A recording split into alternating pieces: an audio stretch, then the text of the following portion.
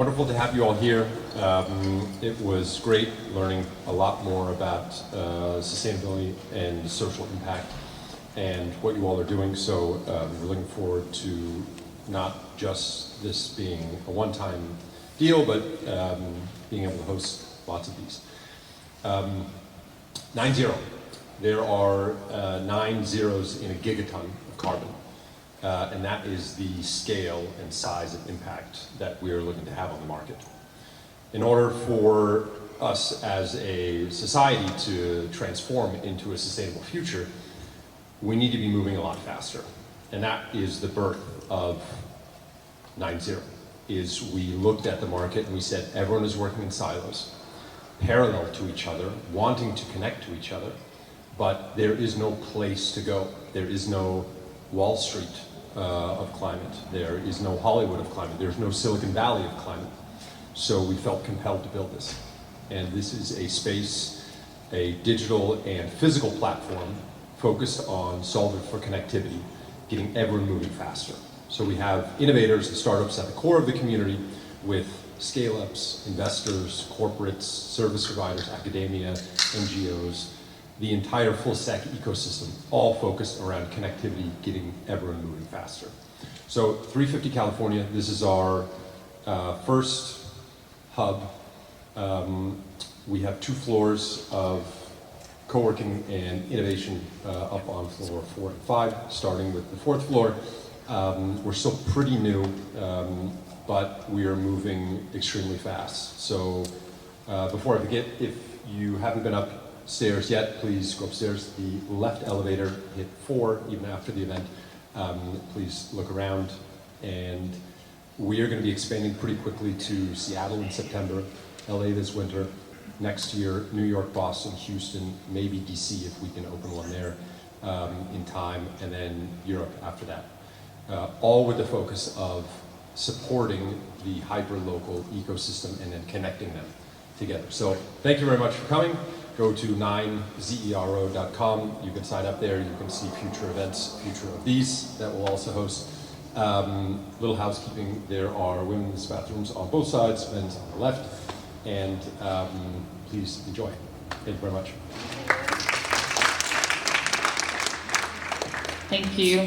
I think someone asked me to remind as well, if you have a reusable water bottle, there's a kitchen on the other side that you can fill up your bottle. Cool. So thank you so much for coming tonight.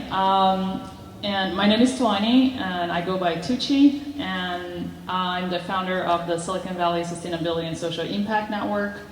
And this is our first themed event. We had a very casual happy hour to kick off the community about a month ago or so.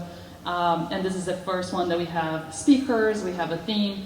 So I'm so happy to see the full house here today. This means a lot. It shows that there is demand to talk more about these topics. And I'm so excited to introduce you to our community. I'll also give some foundational information about the topic that we're going to talk today, food tech and sustainability. And then we're going to go for a panel with our awesome guest speakers. Cool. So when I decided to start this community, I looked at the existing events in the Bay Area, and I saw that despite having some of the most creative, smartest people that I have ever met here in the Bay Area, there was a lack of conversations about topics that, to me, are very critical for society, for the planet. And I thought, that was a waste. We should be having these amazing, smart people talk about this. We need all the brains that we can get in these topics. So that's why I started Sustainability and Social Impact Network.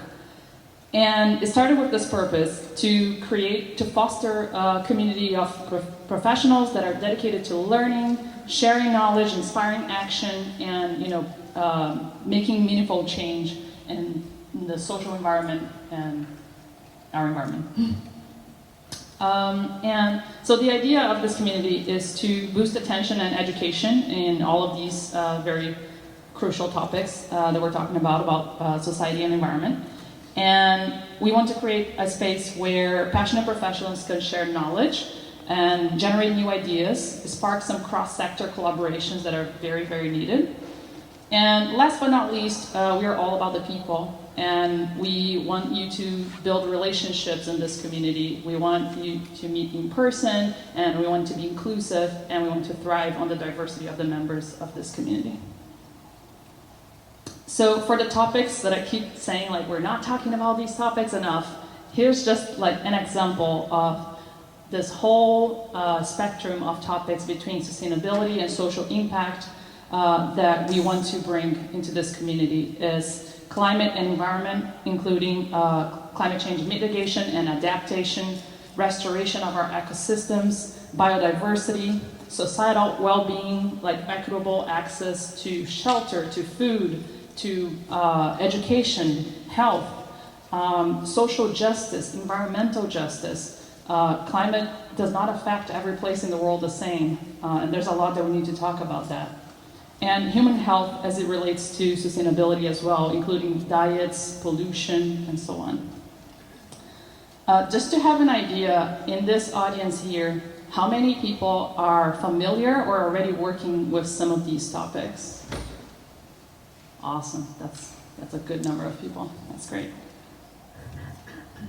And here's what you can expect from our future events. We want to host them mostly in person to double down on the human connection, but with some exceptions, of course, if we want to intentionally foster collaboration across different locations, or bring someone that can't be here in person.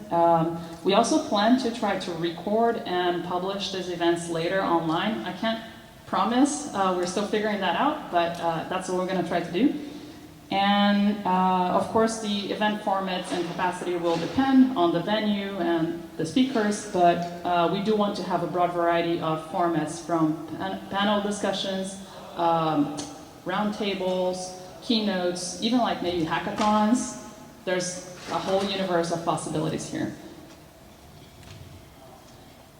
So yeah, we want to invite you all, if you're very passionate about this and you want to be part of shaping this community at this very early stage, to scan this QR code where you have a form to get involved. If you have an event idea that you want to propose, or if you know someone who would be a great speaker or who can teach a workshop, if you work for a company or know of a company that could host this as a venue or as a sponsor, or if you love doing social media, we could definitely boost our online presence.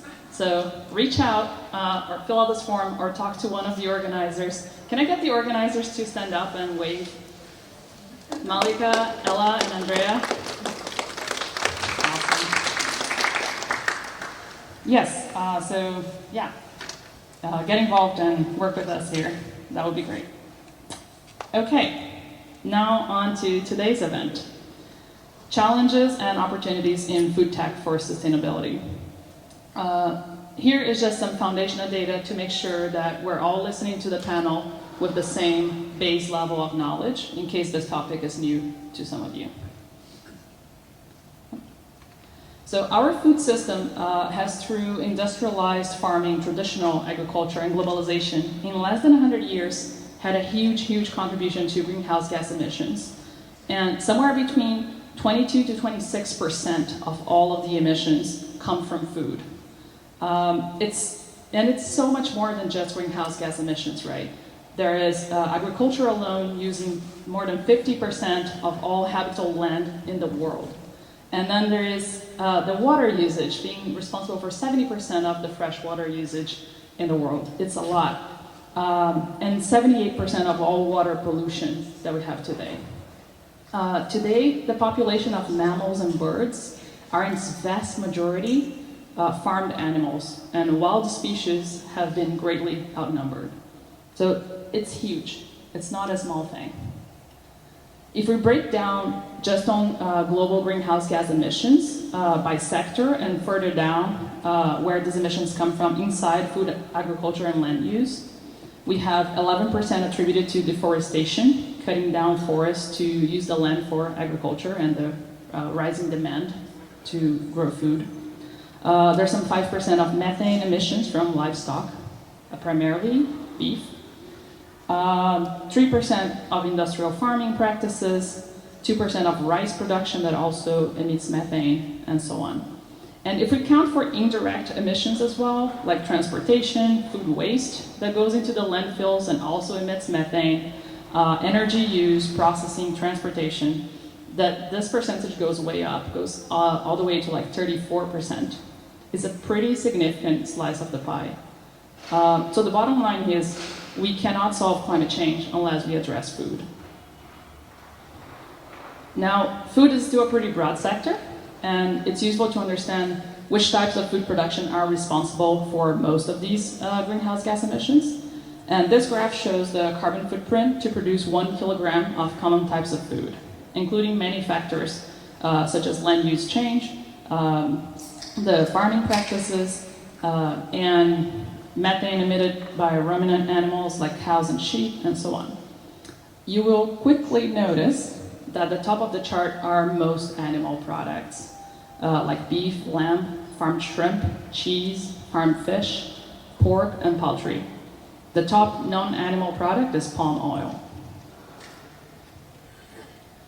And to intensify the chaos here a little bit, the more climate change intensifies, the more frequently and extreme weather events we see, like droughts and intense precipitation. This change in climate is already disproportionately affecting agricultural areas in certain regions of the globe, particularly the global south, reducing food security, making working conditions unviable, and reducing soil health, which in turn triggers other social and economical side effects, like increasing food prices and increasing malnutrition. It's a cycle that needs to be addressed urgently in the entire world, really. So what can we do regarding the food system to reduce the greenhouse gas concentrations in the atmosphere? We can look at it from two main perspectives: cutting emissions and removing carbon from the air by restoring ecosystems and enhancing soil health. Majority of the potential lies in cutting emissions, basically curbing global demand for environmentally intensive foods, addressing food waste, and changing our diets to improve inefficiencies across the entire supply chain, and then protecting ecosystems and adopting alternative low-emission techniques for producing food. Today we'll focus on this side of the equation. To give you a picture on food waste and loss, a staggering 30 to 40% of the world's food is never eaten. Excessive losses in the food supply chains between the farm and the market, and excessive food waste by consumers makes so we have to grow about 50% more food than we actually eat. That's huge. And another interesting fact is that in high-income countries like the US, majority of the global north, honestly, the majority of the waste happens in individual households. It's after the food reaches consumers. While in lower income countries with less robust infrastructure and more susceptible to extreme weather events, majority of the loss is on the supply chain before it reaches the individual consumers. Now, a big part of the solution lies on shifting diets. As we saw, traditional animal agriculture has the highest emissions per kilogram of product. So there are several efforts that need to go on to shifting, not only shifting our diets to rely less on farmed animal protein, but also in figuring out alternative low-emission ways to source protein as a nutrient. And of course, transformative shifts in our diets and our food system at scale will require a shift in funds, in policies and incentives, as well as consumer education. Now, who can talk much, much more about this than me are our panelists. So we have here 3 panelists with me, and let me introduce them. We have Shannon Theobald. Did I pronounce it right? Yeah, you got it. Great. So Shannon is an experienced food tech consultant, corporate strategy advisor, and host of the Alt Protein Answers podcast, and author of Printing Your Dinner, Personalization in the Future of Food. Thank you so much for being here, Shannon. Thank you.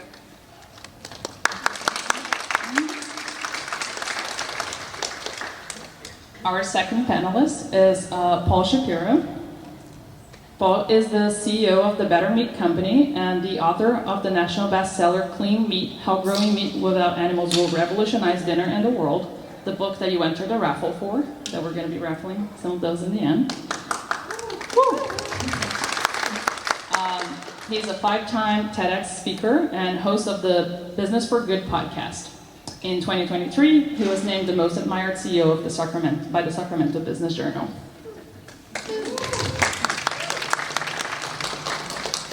And lastly, we have Guadalupe Albuquerque.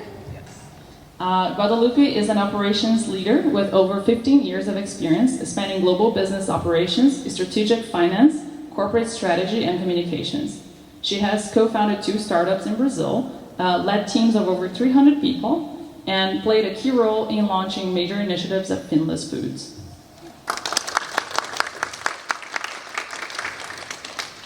Thank you so much for being here.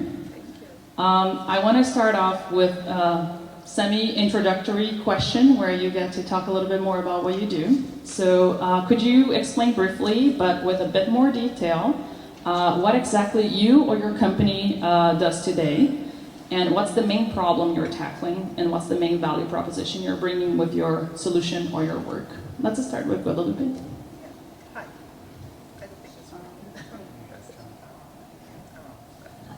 Okay, now it's working. So I work at Finless, a consultant there, and we work with cell culture bluefin tuna. So we have been working in growing the part of the fish that we eat in the lab. And because there is a lot of problems especially with bluefin tuna, that's an apex species in our oceans, is that most of the fish that we eat is not the fish. Most of the fish that's processed is not eaten. Like up to 60% of fish is offal, so blood, guts, stuff that we are not used to eat. And with the technology that we're creating, we are growing the piece that we eat. So we don't need to have the whole fish. So the goal in the future is to minimize, the problems that we have in the ocean with all the fisheries and the quality of the fish that we have. In 2019, like one big bluefin tuna were evaluated at like around $3 million in Japan, and last year it was not even like $1 million. So the quality of the meat that we are eating from the wild caught fish is increasing.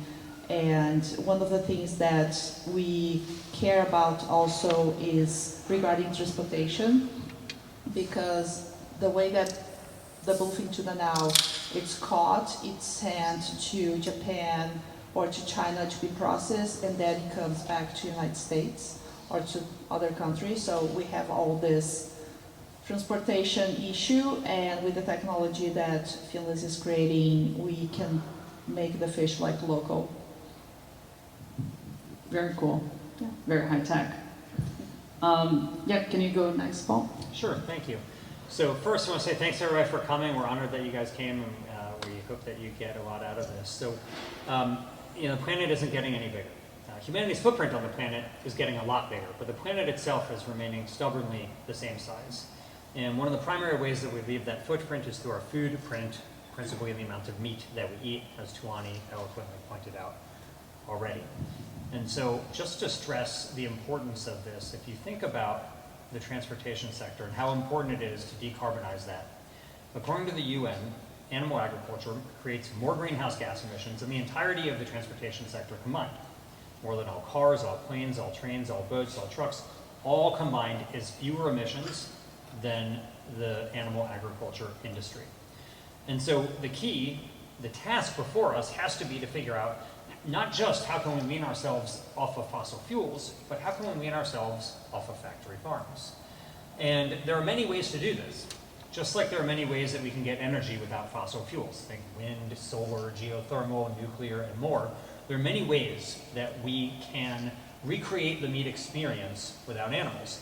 And some of that involves actually making meat, like what Guadalupe is talking about, making real fish from real fish cells. But that's only one way of recreating the meat experience. And I say the meat experience as opposed to meat for a reason. Think about it, when you came into this room tonight, you were not wondering whether the light that is shining down on us is coming from coal or oil or solar or wind. You just wanted an illuminated room. Like, you didn't care. And the same is so probably when people eat meat. When most people eat meat, they're not thinking, I'm so glad an animal was slaughtered for this. They don't think about it at all. They just want something that tastes good, is satiating, and is cost effective for them, for the most part. So the question is, what other ways, aside from growing actual animal cells, can we do this? And the obvious one is plant-based meat, which is what's really 99% of meat alternatives on the market today, Beyond Meat, Impossible Foods, those type of products. And the way that you get that is you basically have to take, let's say, Beyond Meat as an example, right? Anybody here had a Beyond Burger? Okay, half the room. Okay. So what you probably noticed about a Beyond Burger, if you're the one who purchased it, is that it's a lot more expensive than beef. And you wonder why. It's made from peas. Peas are cheaper than beef. A Beyond Burger is made from peas and it's much more expensive than beef. Why? The answer is because it's not really made from peas. It's made from a tiny little fraction of a pea that's had a number of processes subjected to it. So for example, you have to grow the field of peas, harvest the field of peas, mill it into a flour, and then that flour is very low in protein, so you got to strip out the fiber, strip out the fat, concentrate it down into a pea protein powder that like an athlete might take as a supplement, and then you still don't have your hero ingredient because it's not textured like animal meat, it's a powder. So you have to subject it to extrusion, which is a fancy way of saying lots of pressure and lots of heat, and that creates that hero ingredient of so-called texturized pea protein. And then you add a dozen or so other ingredients to it, and you get a Beyond Burger, and that's why a Beyond Burger is so much more expensive than beef.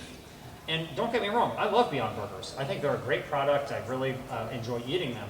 But if the products are going to be so much more expensive than the commodity, it will remain a niche. Just in the same way that if solar and wind are 2 or 3 times more expensive than fossil fuels, they're going to remain a niche. And thankfully, that's the opposite of what's happened in clean energy, but has not yet happened in clean protein. And so what we do at the Better Meat Co. is work to try to create the most cost-effective, delicious meat alternative ingredients that we can, and we don't do it through animal cell culture, and we don't do it through plant protein isolation. We do it through the F word, fungi, of course. And so what we do is we harness the power of microbial fungi fermentation, not mushrooms, but mycelium. And so we grow little tiny microbes inside of stainless steel fermenters that can grow extremely rapidly into a product that we call rhizomycoprotein that is textured like meat upon exit from the fermenter. No need for fractionation, isolation, extrusion, and all these other things, and can act on its own as a single ingredient, whole food, all natural meat alternative ingredient that on its own has more protein than eggs, more iron than beef, more zinc than beef. So you get all the things about meat you want, the texture, the protein, the iron, the zinc, but you don't get the things you don't want. The saturated fat, the cholesterol, the rampant animal cruelty, the environmental degradation, and you get it rapidly. You have to feed a cow for over a year before you get a steak. You have to feed a pig for nearly half a year before you get a pork chop, and you have to feed a chicken for 40 days before you get nuggets. In our case, from the time we inoculate our fermenter to the time that we harvest our fermenter is less than one single day. Less than a day to go from inoculation to harvest. And the season for growing is 24/7, 365. And so at the Better Meat Co., we're trying to create a new generation of alternative meat ingredients that are based again on whole food, all natural, clean ingredients that do a better job than the current generation of alternative meats and do it more cheaply. And so I'm looking forward to talking more about that. I am a big advocate for all 3 of these approaches, plant-based animal cell culture and mycoprotein fermentation. But as evidenced by what we're doing at the Better Meat Co., I'm pretty passionate about fungi fermentation too. Very awesome. I'm sold. Great pitch. Yeah, well said, Paul. I'm Shannon. Nice to meet y'all. I bridge the gap between food tech corporates and startups. So my background is in major retail, Kroger, Walmart, as well as big CPGs. And I've also been consulting and advising for startups for past 6-7 years to help them get to the level needed to collaborate with corporates in the space. So I started food tech advising about 4 years ago now. I work with companies who are looking to expand to new geographies or new markets, channels, and I connect them with large corporates, help them figure out problems of scale. And my hope is that we can get to a place where these companies are the norm, like we've heard about from my friends here today, and either similar methods adopted by the major players today, or it's much more of a why can't I think of words right now? Or the traditional methods are much less common. So my work typically consists of starting all the way from fundraising, working with folks as they determine their growth plan, and then market entry planning, commercialization, and some folks I've worked with for years all the way through scale and expansion to other markets. So try to use my corporate background for good. Very cool. You have a good perspective all over the supply chain there and the stages of the company. Very cool. Awesome. Yeah, I love that we have all three different perspectives here. And my next question is a bit more personal. Can you tell us a little bit about your story and how did you decide to work on this problem specifically? What led you to the work that you do today? And let's start with Shannon. Yeah. I've been a vegetarian since I was 3. My mom told me as a joke that pepperoni is made out of butterfly wings. I don't know why she said that. She doesn't know why she said that, but changed the course of my life. And so that's how I kind of realized what meat is. It's animals. And have come to the broader food sustainability, food technology ecosystem by way of alternative protein. And yeah, like I said, I worked in big food at the start of my career, and that was really valuable because I got to understand how things operate at scale, and also really be impressed and then staggered, unfortunately, by the level of waste. So I really wanted to work with folks who were making changes to that. I found that while most corporates have some kind of innovation or sustainability programs, they're largely quite siloed and more or less paying lip service to what the public wants to hear, what perhaps the board wants to hear. And that's why I decided that the right course of action was working with startups who were creating change from their inception. Cool. How about you, Paul? This issue of how we're going to wean humanity off of animal agriculture has animated my life for 3 decades now. I know I look like I'm 21, but actually I'm 45. And I, for a long time, worked in the nonprofit sector, primarily on public policy relating to sustainable agriculture issues and animal welfare issues, especially the welfare of animals who are used for food. And I'm very proud of that work, and I think that the people I worked with and I did a lot of really good things in passing a large number of state laws to help improve the agricultural system. But around 2015, 2016, when Beyond and Impossible were really rising, I started getting nervous that maybe food tech was going to do more than what I was doing to solve this problem that had been vexing me for so long. And I felt like we kept raising awareness about the problems of animal agriculture, the animal cruelty, the climate changing emissions, the public health problems, the pandemic risk, and more, and yet per capita meat demand just kept rising and rising. And so I started looking at how other forms of animal use that have been going on for millennia ended. And thank you. Yeah. All right. I said some really, really insightful things that you missed. And so I started looking at other forms of animal use that have been ended, and it was very clear why it was ended. Like, for thousands of years, we whipped horses to get around. And nobody stopped whipping horses because they cared about horses. They stopped because engines were invented, and it was a much, much more convenient way to get around. For thousands of years, we live-plucked geese in order to write letters. Nobody stopped because they cared about geese. They stopped because metal fountain pens were invented. It was a much better way to write. You don't have to dip your quill into an inkwell. You don't have to stop mid-sentence. It's just a much better way to write. And of course, today, we use glass screens to tap on to write, but back then, metal fountain pens did the trick. For thousands of years, humanity harpooned whales in order to light our homes. Whale oil was a huge part of the American economy, even before the United States existed. And people didn't stop because they cared about whales. They stopped because kerosene was invented, and it was a dramatically cheaper way to light our homes than whale oil was. Kerosene was less than half the price of whale oil and did an even better job in people's homes. And so the list goes on and on and on of these very entrenched industries. And keep in mind, the whale oil industry was the 5th largest sector of the American economy. And so you think about these massive industries, so big industries. And then they became totally irrelevant because of new technology. And I started wondering, might companies like Impossible and Beyond do the same thing? That for all of us who care so deeply about climate and other sustainability issues, might just new technology render the old way obsolete in the way these other technologies did? And so I didn't know what I could do. I mean, frankly, I just viewed myself as a dumb lobbyist. I didn't really know what I could do. I wasn't, I didn't have a Harvard MBA degree like my friend Kim, who I met earlier tonight. I wasn't a food scientist or a microbiologist. I didn't have millions of dollars to invest. And so I wasn't sure what I could do. And so I thought maybe I'll write a book on the topic, and that might incentivize the people who do have those backgrounds in order to get into this. Now, it was pretty hubristic. I had never published a book before, but I thought, why not? And I tried, and I just caught lightning in a bottle. I got very fortunate. Simon & Schuster purchased the book, and the book Clean Meat did very well, and that was transformative in my life. But after that book tour was over, I had a choice.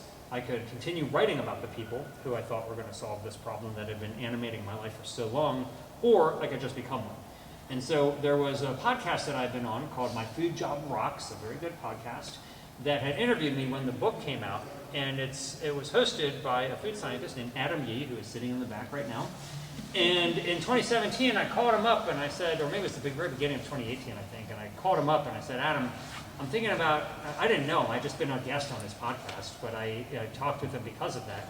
And I said, I'm thinking about starting a company. I don't have a name for it yet, but I have this idea. Here's what it is. And I'm looking for a food scientist. I know you know a lot of food scientists because of your podcast. Can you point me in the right direction of somebody, who might be willing to, uproot their entire life, quit their job, move to Sacramento, and, come to this company that has no name and no money and no bank account. And basically, to really fast forward and get to the end of the story, Adam said he wanted to do it. And so we started prototyping, and it worked out pretty well, and the company Better Meat Co. was started, and 6.5 years later, while Adam is sadly now doing his, not sadly, Adam is doing his own thing, but sad for Better Meat Co. is doing his own thing. But the company goes on, and we're trying to solve this problem through the technology I referenced earlier. Awesome. I love that story. I think I heard your story in a different podcast, and yeah, I just love everything about it. How about you, Guadalupe?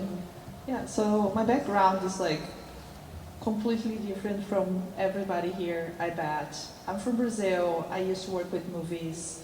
I was assistant director for several years of my career. And there was always, and I'm from this little, small countryside town in the highlands of the south of Brazil, that most of the work there available for people there are farms. So that was one of the things that always caught my attention, was like how they grow, and like I saw so many animals being slaughtered, in front of me. And for me it was like a common thing, because that's how I grew up. That's how I learned how to eat. And after, of course, like growing up, going to college, seeing other places, traveling, I started understanding how much that was wrong, and how much of we are not trying to change, especially there. So when I moved to the United States, I was working with communications, several like tech companies. And so San Francisco was kind of like, I had the opportunity to move here, so it kind of like made sense. But because of my immigration process, I had to stay a year without a job here or in Brazil. So I was like, okay, what I'm gonna do with my life now? I have this year that's once in a lifetime opportunity to think, what do I wanna do for the rest of my life? That was my question. And I started researching about what is happening here in the Bay Area when I was connected to talk to Michael Selden, that was the CEO of Finless. And I started talking about like, okay, I think this is something that's going to change the future that we have as we see food. And I felt like really passionate about, I started learning more. And then he invited me to work with him. When I joined Finless, we were 7 people. and we grew to like 50 plus people. So it was a really interesting project to see, you know, getting out of the ground and see what it's gonna impact. And at this moment, you know, like we have some hurdles to go through, like FDA, and like there are so many states here in the United States that are banning, you know, cell-cultured meat. That, you know, at this moment we have just 2 companies approved to sell here. They're not selling, they're not in the market yet. So I don't know why the states are banning. So it's kind of like, you know, kind of like the egg or the chicken, who comes first. But other countries in Europe are also banning this kind of technology to be commercialized there. So this is something that I became like really passionate, and I have been working with this, you know, first like helping Finless to get out of the ground and have a product. We went to the market with some plant-based product that was really different from everything that you could see in plant-based tuna in the market. It was like a raw format instead of like something more processed. And now I have been helping startups to try to navigate this market, trying to understand, you know, with all the difficulties that we have been having since last year, because banks breaking and interest rates. So I have been helping them trying to find the right investment, the right investors for the companies. And this has been really gratifying for me. That's a very interesting perspective too, and I love that you touched on, well, we're going to get into some of the challenges with some of the bans that are happening in some states on cultivated meat and so on. My next question is exactly what are the main challenges currently in your line of business, and do you think they're more political, economical, or technological? Let's start with Paul. I would say, in direct response to that, the order that I would view them would be political last, economic and technological in that order. So a few years ago, this industry of alternative protein was riding high. Valuations were through the roof. Just take Beyond Meat as one example. You know, it was trading at about 30x multiple over revenue, right? At a $14 billion valuation, despite having about $300 million in revenue. So then you had Oatly with a similar multiple as well. And both of those companies, which are really the only 2 publicly traded companies in the alternative protein space, have lost over 95% of their share value in the last few years. And the market has done pretty well in the last few years. So it's not like they were just weathering a bad market, right?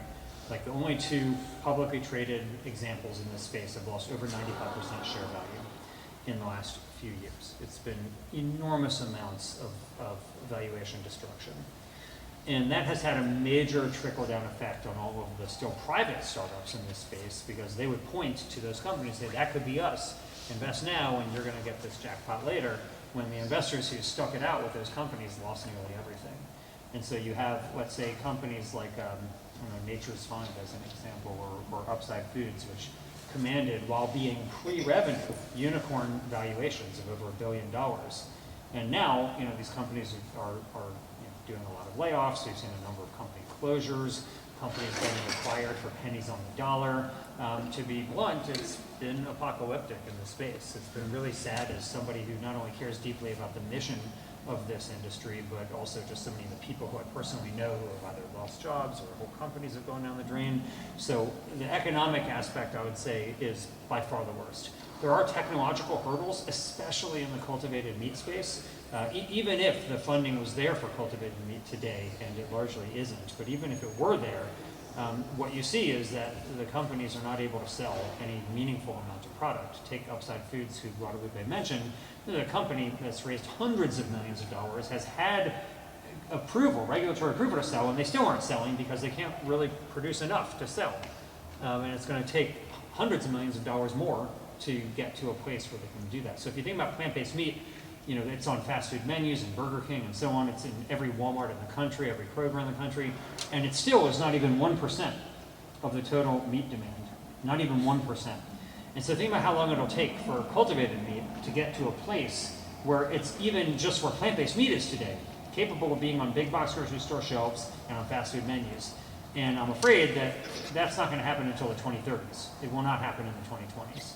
And so I hope that there will be more companies that come online and can produce for individual restaurants or maybe small grocery stores. But the idea that it's a solution in the near term to the climate problem is not realistic. It will not be making a dent in for a number of years. And then if you think about even the hurdles of plant-based meat, these products are getting more expensive, not less. Beyond Meat's CEO said a few years ago that by 2025 their goal was to be cost competitive with beef. Now they've abandoned that, and their prices have gone up. I was in Safeway just last weekend and bought 2 Beyond Burgers for $8.99. So that's $18 a pound. You know, that's not like 30 or 40% more expensive than beef. That's like 300 or 400% more expensive than beef. So there are massive hurdles, economic and technological, and so the political ones I think are maybe flashier and more interesting because that's what we like to focus on, but those are not the biggest hurdles for this industry right now. Yeah, and I believe that the technological and economical are together, especially on the cell culture, that's where I come from, that because the technology is not there yet, it's the first time in the world that's like companies are doing, like creating this technology, and it's not there yet, you know. So with the technological, not problems, I don't think it's a problem because we're learning and growing and, you know, figuring out these issues that we have with the technology. But then the economical is dependent on the technology that we're creating, because that's, you know, being a VC-backed startup, that's where the money is from. So when we show the investors that, oh, you know, we got to this barrier, we're trying to overcome this is the problem that we're having, they're like, okay, but when are you going to get me some results on this? Like, we need to figure out, you know, technology, and this is, it's the most like work-intensive part of the technological problem that we are talking. And political, yeah, we have like all the politics going on, and that's why I think it's flashy, because they don't even know what they're talking about because they never tried. You know, we don't have like the processes still like established 100%. Oh yeah, this is how we do it. So it's kind of like, yeah, they're talking about something that it's going to be the future, it's not now, and I think it's kind of like a BS, you know.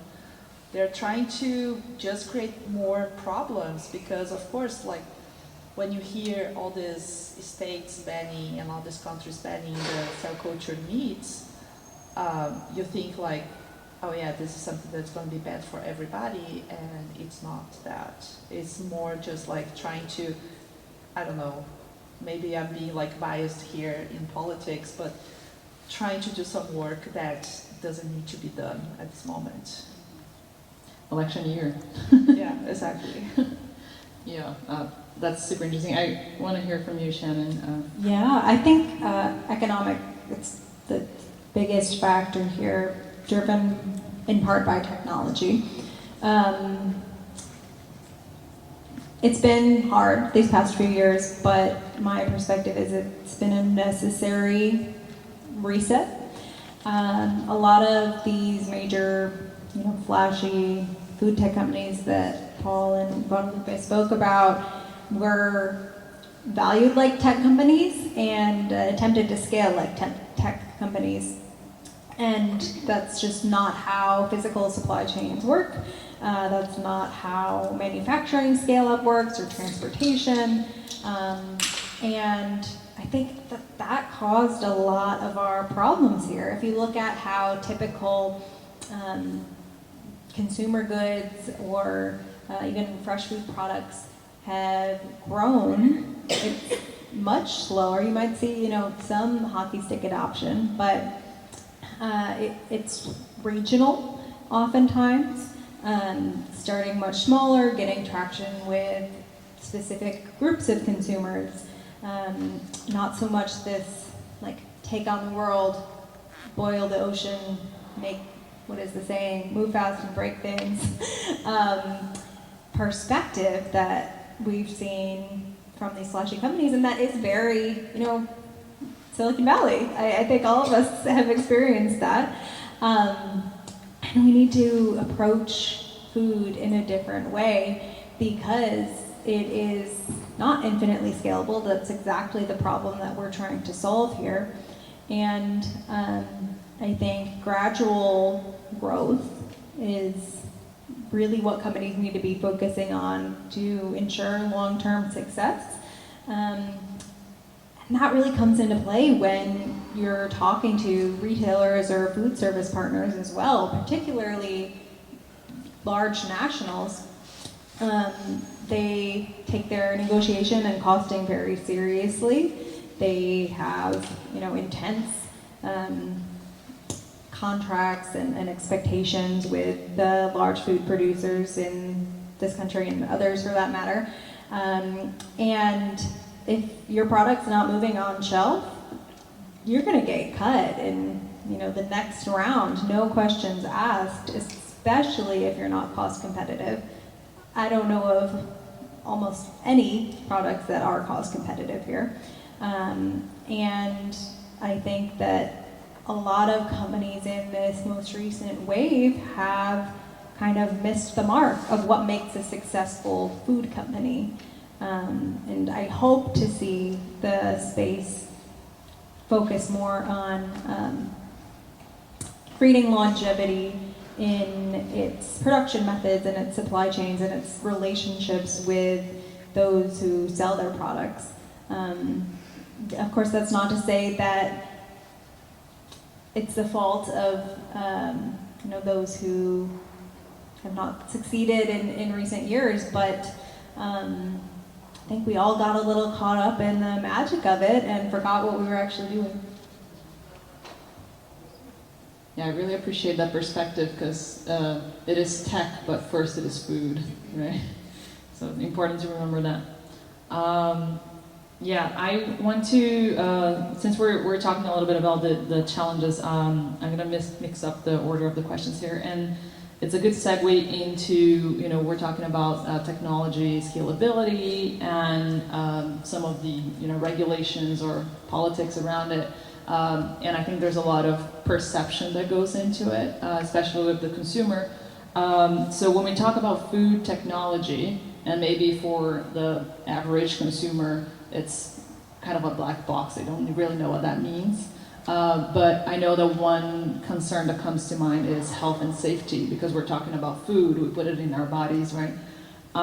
So with a lot of the ultra-processed foods getting attacked by the media due to health concerns or whatever ingredients they might have in there, how do you think food tech can overcome this perception obstacles to reach more of the market? And let's start with Shannon. Sure. Turn my mic back on. No? Can you hear me? Yes. Okay. I think it's really hard for consumers to get accurate information and know who to trust. I mean, I work in this space and I have experienced that on many occasions. I'm not an expert in every food category. And I think first, elevating more information about food science, elevating dietitians and nutrition professionals, folks who are trained on this matter. I think there's a lot of inflammatory theories, particularly on social media, about what is good and what is bad. And it's easy to look back over the past decades and see how quickly those things change. I mean, is fat awful or should we be on the keto diet, So I think it's important to elevate those perspectives, encourage consumers to question what it is they're hearing, and also for companies in this space to work really closely with regulators so that everyone is on the same page about safety. There's a larger issue that consumers in this country don't trust what the government has deemed as safe, and I I don't know how to solve that. I hope someone will come into office soon who does, but I think that the best thing we can do is empower people with the information we have. So whether that's a startup that you're working for, working closely with the people who determine what is safe to make sure they're educated, or speaking to your consumers, educating yourself as a consumer about what is the science behind these food innovations, and just generally recognizing that fads come and go, but what we're working with here is much more research-backed. Great advice there. Paul, you want to go next? There's a reason that burgers, french fries, and potato chips are so popular. And it's not because Americans don't like quote-unquote ultra-processed foods. The two motivating factors for most people when they buy food are taste and price. That's it. They're not thinking when they buy Doritos, oh, does this have some ingredient I don't like? There's a reason those foods are so popular. And then in this world, we often hear this critique about processed foods, and we think that that's why there's this problem for this field. When the most obvious answer is that there's a problem because it costs too much and it doesn't taste as good as meat. I mean, that's just clearly the reality. And if you look at the most successful category in the field, which is alternative milk, which has grown to about 15% of the fluid milk market in America now, they did really well on price and taste. That's just the reality. Like, I mean, now it's kind of a flooded market. There's so many different options, but alternative milk, or plant-based milk, is now a huge portion. I mean, plant-based meat is still less than 1%, again, less than 1% of total meat demand, whereas plant-based milk is 15%. It's just a dramatic disparity. And so I believe this is really a canard. I don't believe that this is the reason why people aren't eating these foods. However, I do think that a large portion of the population that might be inclined toward these foods might actually care about that. It's a much smaller universe of people. And maybe they do care. And maybe they are misled in the meat industry to try to tarnish this field. And I do think it's important to press back on this and remind people that plant-based meat is better for you. It's not as good as eating a kale salad, but it is better for you than animal-based meat. It has zero cholesterol, unlike plant-based meat. It almost always has less saturated fat than plant-based meat, and it has a lot of fiber, which animal meat doesn't have. Animals like us have skeletons. That's what holds us up, whereas plants and fungi have fiber. That's what holds them up. So there's not one piece of meat on the planet that has any fiber in it at all, whereas plants and fungi are loaded with fiber. And protein deficiency is really almost non-existent in America. You've probably never met a person who's protein deficient. And yet, nearly all of you and nearly everybody you know is fiber deficient. According to the FDA, over 95% of Americans don't eat enough fiber. And so the reality for us, I think, is that we have a great story to tell about alternative meat, that it is better for you than the incumbent, and unfortunately, it costs a lot more. Now, all of that said, while I've just made the case why I don't think that this is the real reason why people aren't buying these products as much as they used to, I will say that the antidote to this problem is mycoprotein, because it is the least processed of any of these. Mycoprotein is a whole food.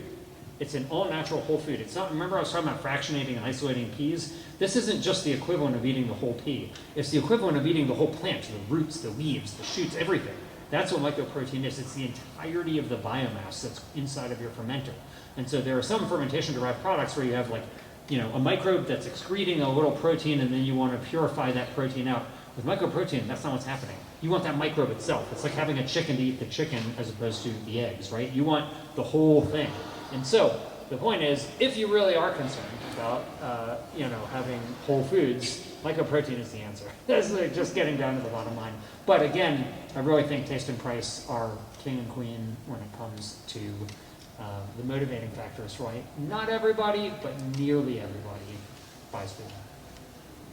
Yeah, I was just thinking like so many things, because I agree with what Shannon and Paul, they both said, but at the same time I keep thinking like the big majority of people in the United States are not worried about any of the things that we're talking here. We are like this really small bubble, like super privileged bubble that we can choose what we want to eat. And when you think about like education, you know, like the education needs to start like way down the line. You know, like the food, like the most processed food here in the United States is subsidized by the government. That's why it's cheap and like easier and like you have access to it.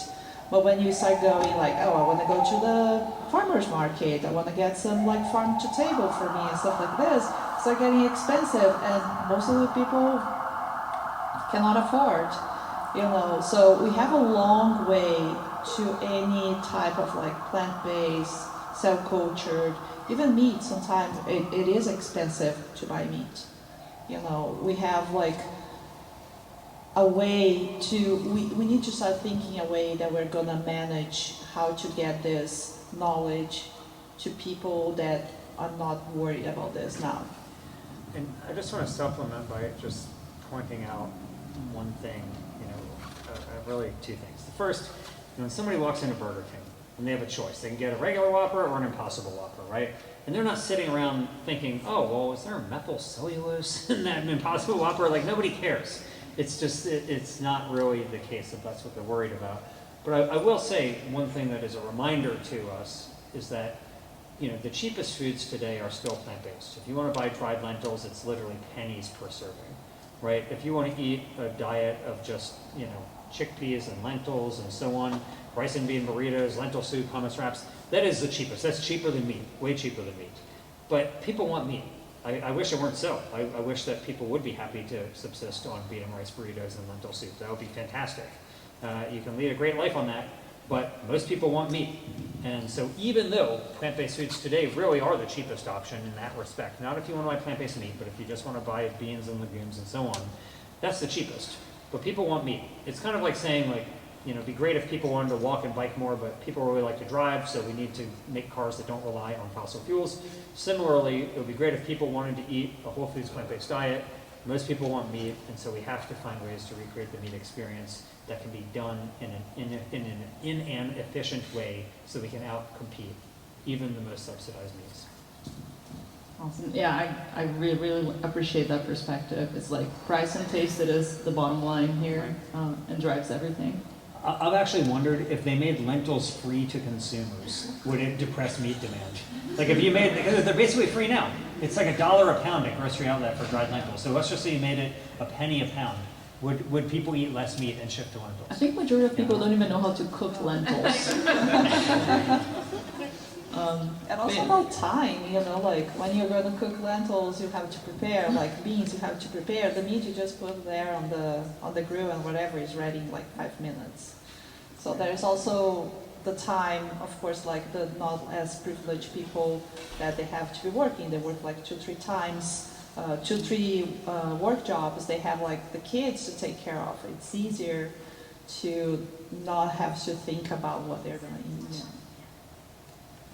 That is a great segue into the next question, where I want to talk a little bit about the green premium on natural products and so on. So we hear all these labels on the food, and like Guadalupe was saying, you go to a farmer's market, you want to get like farm to table, and that's way more expensive. Whether we're talking about organic, that I know Paul has opinions on that, fair trade, regenerative, local.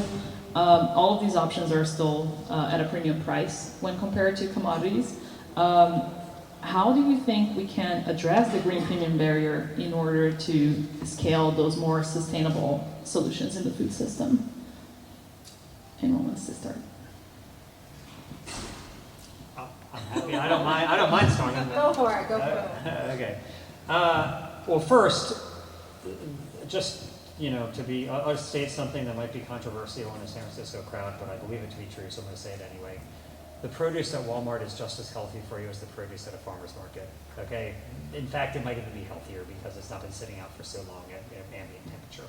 So I love farmers markets. Don't get me wrong, but the produce at Walmart is pretty cheap, and 25% of all groceries in America are bought at Walmart.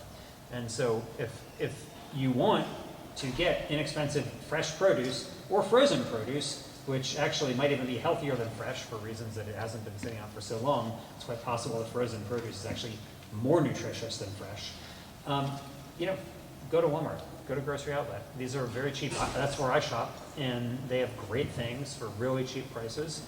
And the problem is, though, like I said, people want meat, and nobody's gonna. Even if you buy a can of lentils, it doesn't need to be cooked. People aren't going to replace meat for that. Sad to say. I wish it were true. But I really believe that I think what you're saying, Guadalupe, is correct, that it is more work to do it. And I think even if it weren't more work, it would still be that people want meat. I mean, if you look at China, India, Brazil, all the places where population is really growing, China's not growing, but the places that have the biggest population centers in the world, they have hundreds of millions of people escaping poverty today who are entering the middle class, and they want to eat meat. They've been subsisting on not an entirely, but largely plant-based diet because that's all they could afford because plant-based foods are cheaper. And now they're becoming more wealthy, they're eating more meat, and of course, obviously we want people to escape poverty, that's fantastic, but the side effect is a much heavier footprint on the planet. And so unless somebody has a way to make lentils really attractive, I just think the answer has got to be finding cheaper ways to recreate the meat experience. And I don't know if you guys have ever heard of this thing called mycoprotein, but I'm telling you, you can do it cheaply. I was in London not that long ago, and I walked into KFC to look because I knew they sold corn, Q-U-O-R-N. Now, corn is the dominant mycoprotein player. 99% of mycoprotein sold in the world, they produce. And at KFC, every single KFC in London, they have a corn patty that is sold at virtual price parity with the chicken patty. It was not identical price parity, but very nearly, like cents difference. And I was so impressed that mycoprotein at scale today is competing on cost, not just with beef, which is expensive, but chicken, the cheapest of the meats. And that is a great example of how using a whole food, even grown inside of a bioreactor, we perceive that foods grown in bioreactors are really expensive. But keep in mind, corn has, the largest, let me back up, the largest animal cell culture bioreactor on the planet. It's not that far from here. It's 20,000 liters, all right? Most of the companies in this space are working with maybe 10 liters, 15 liters, the biggest a few thousand liters. Corn is running 5 150,000 liter bioreactors, continuously operating, churning out a river of mycoprotein that flows through the fast food industry throughout Europe. And so I believe that that's the answer. It's not that I think this is aspirational, that I think we can get there. It's already happening today at price parity with fast food on the menu today. And I don't know what the stats are on that, like how many people buy the corn instead of the chicken. If they're evenly priced, I bet most people would still buy the chicken. But once you undercut that price, I think you start really making a difference. I wouldn't call it game over, but I would say it's a big, big dent. Absolutely, that's a great example of like reaching the price parity. Any other insights from? Yeah, I mean, I have a short, simple answer, is finding a way to stop all of the subsidies going to big meat producers. And then price parity wouldn't be so much of a problem. Yeah, totally agree with you. Like thinking about changing the way the governments are thinking, changing the mindset. And I think with here, I think, we all know we are changing our mindsets regarding this. I think we just need to keep doing this and, pushing our mindset to other higher people, higher governments, like even corporations. We see the changes, KFC, we have the Burger King. We can start there too. Yeah, that's an interesting point on corporations because particularly the big CPG producers, a lot of them have invested in plant-based products or even cell-based products and had to shut them down in recent years. And I think part of that is due to the larger state of the market with the big guys like Beyond Meat struggling in the way that they have. But I have to ask why the other part of it is, right? That's not the whole story. And my 2 cents, as someone who's worked in the CPG space, is we need more innovation going to make plant-based or alternative products that are something entirely new, right? Instead of Tyson mimicking a cheap chicken nugget that people are already buying in bulk at Costco, how can we make something unique and interesting that people will want to buy and not see as a second choice? So I think that while there might still be cost issues there, that would eliminate some of the intense competition and scrutiny that we've seen on these products. Yeah, I see a movement. JBS, one of the biggest exporters of meat from Brazil, they created like a lab inside their corporation to study and create cell-cultured meat. So I think it's like a light at the end of the tunnel for me when the big ones start thinking, okay, maybe we're not understanding where this is going, but we want to be part of it, because that can be like jeopardizing their future, if they don't get into this new trend, this new mindset that we have. Yeah, I appreciate that. So corporations increasing the diversity of their offerings, getting creative in their product offerings, and also governments getting their incentives right, please. Cool. I do want to be mindful of our time because I want to have some open Q&A with the audience. So yes, I'll start asking if anyone has any questions for our panel. There we go. We really admire, Allison, that you not only sat in the front row, but that you were the first to raise your Love hand. it. Well, I'll break the ice here with a question. I'm really curious about the regulations and the reason why people maybe aren't buying meat. And I'm curious, so I work in the biotech space and I deal a lot with FDA regulations on potentially things that would be used in clinical trials and medicines. So how is the FDA handling this? And is this a new space for them where they're just pulling on the brakes? Because I've seen that really slow things down. And do they have a process for even understanding how to manage? I can take this. But I want to ask Paul, how is the FDA doing this with rhizomycelium? So great question. And thanks for asking the first question. And sitting in the front row, our hat is both figuratively and literally off to you. The mycoprotein that we grow has not been consumed in the U.S. before, but it has been consumed in some other Asian countries. However, we did have to apply to the FDA for GRAS, or generally recognized as safe status. And it took 2 years, but we were approved. So the FDA gave us the coveted no questions letter, which means they had no questions about our process or about the safety, that our mycoprotein is generally recognized as safe. Even more, I'm very proud to say that every other application in this field that has done this was done through animal testing. We did not conduct any animal testing. We're the first company to succeed on getting a GRAS notice without the application doing animal tests. Even further, the other mycoprotein successful GRAS notices, there's 3 that have been successful before us: Corn, Enough, and Nature's Find. And all 3 of those explicitly state in their GRAS notice that it is not to be put into meat. It's only to be eaten on its own. We at Better Meat Co. went through a separate USDA process where we succeeded in having the USDA name our mycoprotein as the only mycoprotein that is safe and suitable for inclusion in animal meat. So you can use it not only to make an animal-free meat, but you can make a hybrid meat, like to put it into burgers and sausages and nuggets. So we have full regulatory approval. We do sell. We're in restaurants. Another company uses our products as an ingredient in theirs. And the only thing left for us to do is to scale up. We have regulatory approval, the technology, the patents. Scale up is the only thing left eluding us.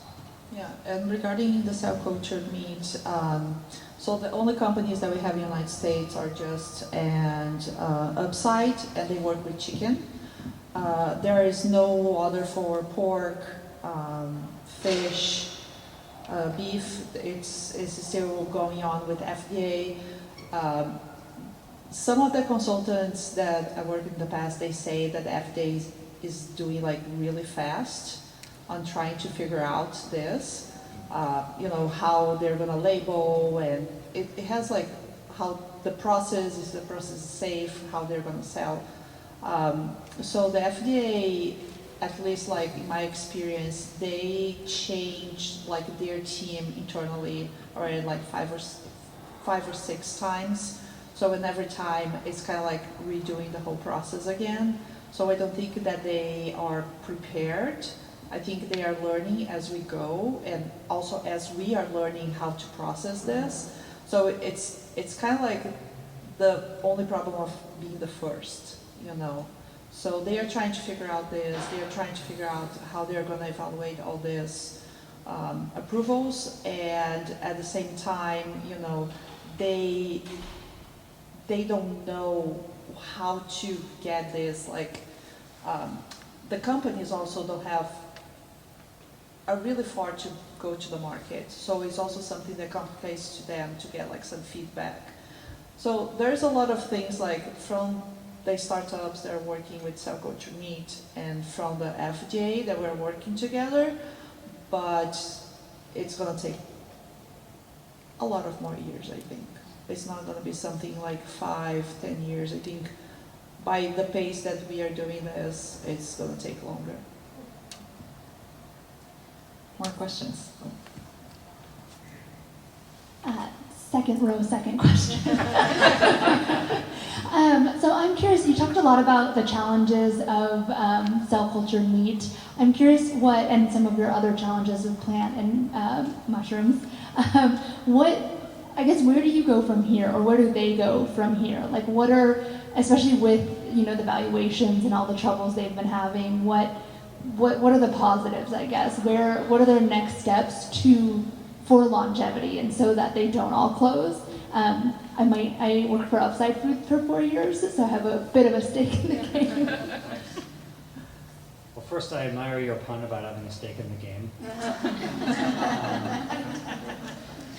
To be blunt, we need government support. So if you look at, let's just say, the last 2 years, just as an example, the Biden administration put $500 million into grants to expand the nation's slaughter capacity. $500 million in one program, and these aren't loans, they're grants to slaughterers to be able to slaughter more animals. And that's just one program. We've heard about all these other federal programs that are beneficial to the meat industry. This is just one, $500 million in just taxpayer dollars merely to be able to slaughter more animals. When the pork industry has too much pork on the market, the USDA has an entire program to come in and buy up all the surplus pork and put it into the school lunches or the prisons or other federal food programs. And so, wouldn't that be great if we had too much product? If Beyond Meat has too much product, and the government came in and just bought all those Beyond Burgers and distributed them to students, that would be great. However, change is coming. So already California and Massachusetts have done some programs to fund alternative protein research, but that hasn't gone to the companies. It's gone to academic institutions like UC Davis and Tufts and so on. But I'm very proud to say that this week it was announced that the Department of Defense granted to the Better Meat Co., the company that I run, a 7-figure grant. And so this is to bolster the nation's biomanufacturing economy. This is not a loan, it's just a grant to help us toward our scale up. It's not enough, we need more, but it's a great start.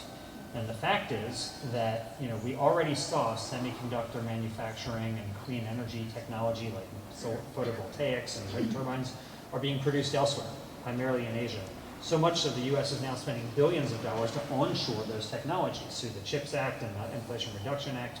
We are spending billions of taxpayer dollars to build factories in the United States today to make semiconductors and clean energy. Well, we don't want to lose out on the future of food and have us be dependent on other parts of the world for our food also. And so that's why the Department of Defense is now funding, for the first time ever, DoD national security money going to alternative meat, because they see it as a critical part of our nation's national security strategy. And so with this Department of Defense grant, it's very helpful for the Better Meat Co., and I'm hopeful that it will be the first of many such grants, and hopefully even bigger grants, so that we can build up a biomanufacturing economy to really create the supply of animal-free protein that the United States and the world needs. And so venture capitalists are no longer that interested in this space, and indeed, deals still are happening. There are still companies getting funded, just at lower valuations, which is fine. I agree with what Shannon said. The other valuations were not justifiable. But deals are still happening. But you need federal assistance on this for reasons that are quite obvious, and I'm grateful that the Better Meat Co. has broken through that barrier and gotten the first national security money for alt meat, but we need much more. Yeah, I would just add, I think manufacturing innovation is really interesting, and slotting more into existing manufacturing processes is going to lower costs a lot for these companies instead of trying to build their own facilities. A great example of this, a friend of both of ours is Rebellious Foods. They make chicken alternatives, and I just heard Christy speak a few months back in Chicago, and it was all about how they've worked with pre-existing factories to figure out how to best slot in with minimal disturbance to the people who work in those factories. So it both cuts costs for the company and stimulates business for existing factories that we would otherwise be hopefully in a way taking business from as we seek to scale down meat production. Yeah, at the end it will all become like a game of a lot of people. I think academia needs the resources for the grants, but also the companies and how they can work together. I think this is the moment to shift to this kind of investment instead of just waiting on VCs to give the money. That it's happening, but like ways lower valuation, and at the moment it's not like it was like 5 years ago. It's really different. The market's really different. So the grants, trying to figure out new technologies in the after lab area, like the manufacturing, I think that's essential. I really like all the different areas of innovation. And when you talk about manufacturing innovation, like robotics, AI, that's all that Silicon Valley loves. More questions? I presume there's somebody in the third row now?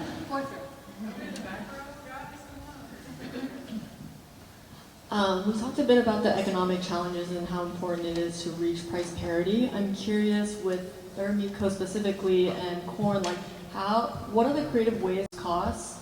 And if you had any insight as to how corn has done it, that would be really interesting to hear. Yeah, great question. So this is more of a technical answer, but basically, most fermentations are done on what's called a batch basis, which is you put your nutrients in, you inoculate it with your organism, and then you wait until the organism eats all the nutrients, then you harvest it all at once, right? It's called a batch fermentation. And that's fine, that's the way nearly all fermentations are done, but it's very inefficient. So what corn has done, which is extremely impressive, they've mastered what's in the industry called chemostat, but more in layperson's terms called a continuous fermentation. A continuous fermentation means that instead of running a batch, you run a continuous feed of nutrients in and a continuous bleed coming out. And so you have 24/7 production. You have mycelium coming out of that reactor every single second of every day and night. And so you can get way more material out of the bioreactor in a continuous fermentation than you can in a batch fermentation, which means you need much lower capex, because to produce the same amount of material, you need far fewer reactors or much smaller reactors. And so through mastering continuous fermentation, which is an extremely difficult thing to do, corn over the decades, this company's been doing this, they started in the 1960s, right? And they have mastered that process to the point where they run continuously in all 5 of their, again, 150,000 liter reactors. Better Meat Co. only recently went continuous. This is after years of working on this. It's very difficult. But we do run continuous now with a continuous feed and a continuous bleed, and that enables us. We run in Sacramento a 9,000 liter bioreactor that we run continuously, so it's a continuous feed and bleed. And all the material that we make, we sell. But it's still, it's like thousands of kilos, right? It's not millions, which is what we need. And so that's one example of a major way to reduce the cost of these goods. Then the holy grail, which nobody has figured out, would be basically, how do you run on a feedstock that is much cheaper, meaning like a side stream from an agricultural process. Right now, these companies run on sugar, and sugar is cheap, but it still is the largest driver of cost of goods for these fermentations. And so, if you could run on an agricultural side stream that was dramatically less expensive than sugar, then you would slash your cost. I mean, it would be maybe the cheapest protein ever produced on Earth, actually. So that's like a holy grail that a lot of companies are working on. But the nature of side streams from agricultural processes is that they are variable and they're not constant. And to run a good fermentation, you need something constant. It has to be the same every single time. So it's very, very difficult. Nobody has mastered that, and many have tried and many have failed. One last question.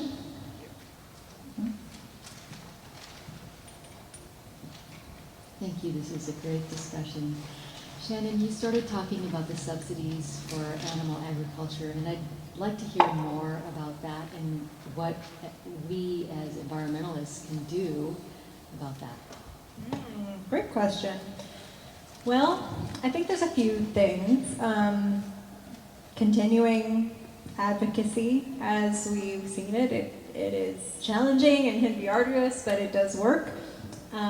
But in addition to that, I think wherever all consumers can encourage the brands that they buy from to invest in alternatives. The subsidies are interesting, especially what Paul spoke about the subsidy specifically to slaughter more animals. It's often framed as, we need to feed more people, which is a valid, genuine concern that many people in this country have. And it's a complex issue to solve. So I think not just advocating for meat alternatives in particular, but for things like food insecurity, grocery deserts, making sure that folks have access to food is in some ways the root of the subsidy problem. That's aside from the politics involved of major corporations and how they contribute to the economy. And I think that that's actually where some of the inflammation has come from about with alternative protein companies closing down. I think there's been a lot more discourse about this industry is dead than there would be if a software company closed down, for example. So all this to say, there's not a perfect answer. I don't have the answer either, but I think focusing on feeding people at the end of the day, that's what we all want to do.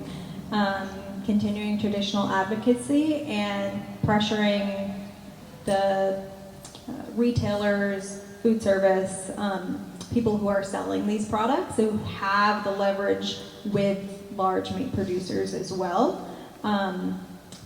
That's going to make a difference aside from just the subsidies. But interested in my friends' opinions here too. If you guys have thoughts. Do you?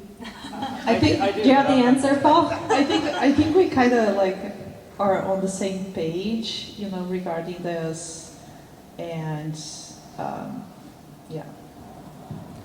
I'll offer maybe a slightly different perspective on it, which is just the following. Many of the federal programs are actually designed to increase the prices for meat. Like I was mentioning, when pork supply, there's too much pork, they come in and buy all that pork so the price of pork doesn't drop. Like a lot of these programs are designed to help the producers maintain their prices. And so you do have some programs, like let's say the corn subsidies, which do help to control some of those costs by offering insurance programs for the corn producers. That does help to reduce the price of corn in some respects. But a lot of what the government does is try to keep prices up.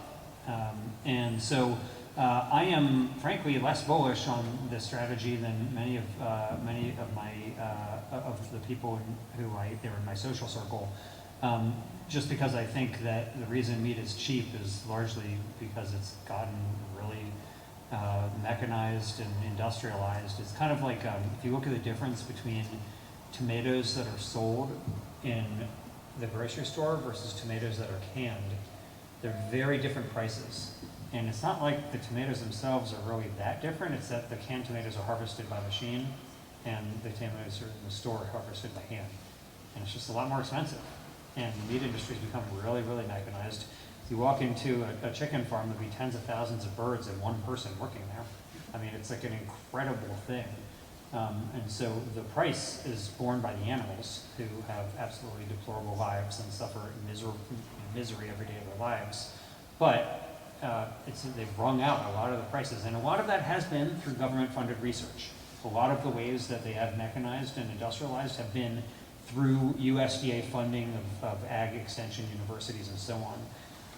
But to be honest, Yolanda, and answer your question, I actually don't think that a massive change in the subsidy structure would change the price of meat that much.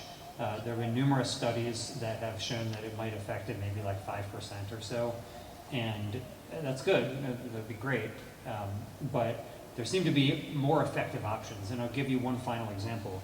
California passed Prop 12 in 2018. It took effect just a couple years ago, that requires pigs to be, the pork sold in the state to come from pigs who are treated better. And that has not only had the impact of improving the animal welfare, but it has increased the price of pork and decreased the demand for pork. Like, there's been a very clear market response to this, where California's pork is substantially more expensive than neighboring states, and purchases of pork are less because of it. Now, are they just buying more chicken or beef? I don't know. I mean, that's a good, I doubt they're switching to lentils, sadly. But that is one strategy to think about. Like, if internalizing the cost of animal agriculture by improving environmental and animal welfare standards would increase the price, you might see a commensurate decrease in demand as well. Yeah, and on that note, I was actually watching a webinar on food trends, and one very interesting piece of insight that I got there was that we are not used to paying the price for food that is actually produced sustainably and has high standards of animal welfare, nutrition, and all of that. So that's why we see those prices like, oh my God, it's so expensive. But it's actually, we've been used to the prices being really low with all these mechanized, industrialized. Yeah, we pay some of the smallest portion in the world of our salaries go to food. If you look at all these other countries, including in Europe, they spend more on food on a percent basis of their salary than we do. Now, of course, we want food to be affordable for everybody, but it is interesting to point out that Americans pay less on average for food than almost anywhere else in the world. Yes, and I think there is a lot more to talk about this topic and beyond food technology and some of these innovations here, including food security and feeding the whole world or growing population. And that's why we want to have many, many more events like this one.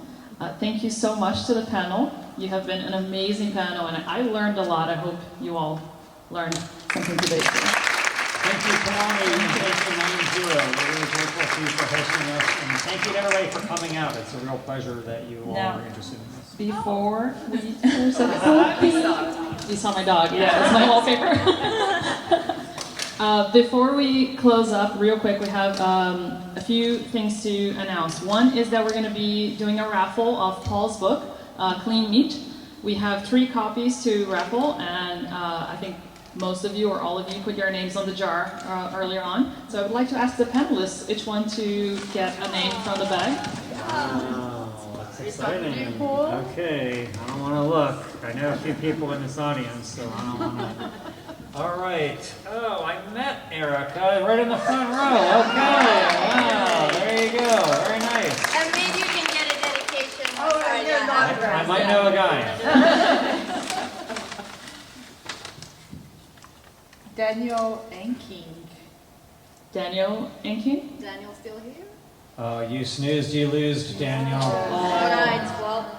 Nice. What a loser. Kristen. I met Kristen also. Kristen Wow. Jeez. Everybody who I spoke to beforehand. Congratulations. All right. It's a great book, everyone. What does this say? Last name Smith. Andy? Andy? Andy Andy Smith. Smith? Andy. There we go. Yeah, very nice. Awesome. Well, congrats. Yeah, I've heard it's a tremendous book, and I also want to read it. I heard that too. And should definitely I can confirm. get some signature on your copies. Lastly, please give us your feedback. It's a very short form, 5 minutes of your time. We would really appreciate to improve these events, keep making them better, more relevant. And it helps us a lot. So please scan and give us your feedback. And we can still hang out for another hour for networking. I hope our panelists can stay and answer more of your questions. And on your way out, please don't forget to return your name tag. We're going to reuse those for many events. So please return them to the bag on your way out. Thank you so much. Thank you. Thank you.